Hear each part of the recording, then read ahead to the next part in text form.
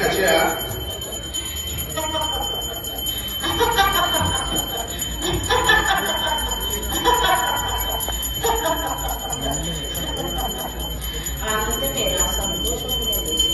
సంతోషం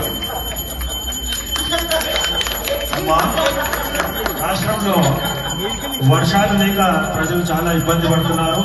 అన్ని వర్గాల వారు, రైతులు మరియు అన్ని వర్గాల వారు కూడా చాలా ఇబ్బందులు పడుతున్నారమ్మా.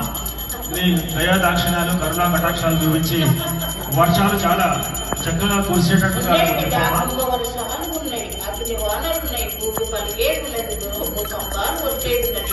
పాపం పెరిగిపోయింది. నాకు ఎక్కడైతే ఆనందంతో పూజలు జరుగుతున్నాయో అక్కడ నేను వంక రాకుండా భారం నాది, బాధ్యత నాది, చల్లగా చూస్తాను. నేను ఎక్కడైతే నాకు పుణ్యం చేయకుండా పాపాలన పోతారో అక్కడ మునిగిపోతుంది, కొట్టుకుపోతుంది, అగ్గి మంటలు వేస్తుంది, భూకంపాలు పోతుంది, కొండలు కూలిపోతాయి. బిడ్డ ప్రతి ఇంటి నుండి కూడా బోనాలు సమర్పించాము.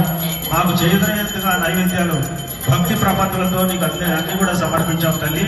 మా పిల్లలను అలాగే అందరినీ కూడా తెలంగాణ రాష్ట్ర యావత్తు ప్రజలందరినీ కూడా చల్లగా కాపాడాలని మాకు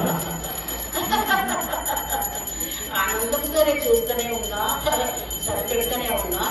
6 బోనాలు ఒక వారం చేయండి, 3 వారాలు సాకలు పెట్టండి. విధానం కసిగాయ కలిపి పిల్లలకు గండాలు ఉన్నాయి. ఆ గండాలు తప్పాలంటే పిల్లల పుట్నాలు ఎక్కించి పిల్లలకు పంచి పెట్టాలి. ఆనందంతో చేసుకుంటే ఇది సంతోషం చూస్తా. ఈ గ్రామానికి నేను కొట్టుబడి ఉన్నా, కొలుసుకున్నారు నాకు కాబట్టి కొట్టుబడి ఉన్నా. మీకు ఎటువంటి ఆపద రాకపోతే చూసుకునే వారం నాది, బాధ్యత నాది. మేమందరం కూడా నీ పిల్లల తల్లి అందరినీ సంతోషంగా పరిభాగం అంతా నాదే కదా.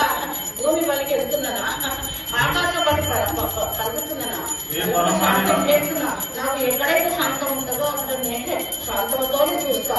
ఎక్కడైతే పాపం పెరుగుతుందో కసిగాలి పసిపిల్లలు విపరీతంగా పాపాలు జరుగుతున్నాయి కదా.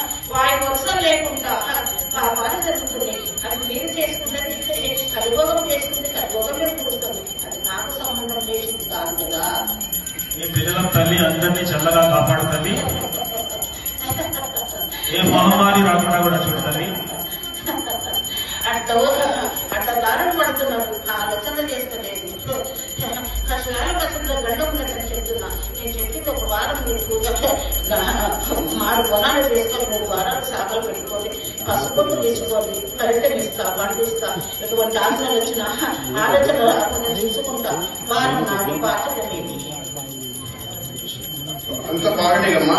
సర్వ సంతోషమే, ఆనందమే. ఓ దర్బార్ మైసమ్మ की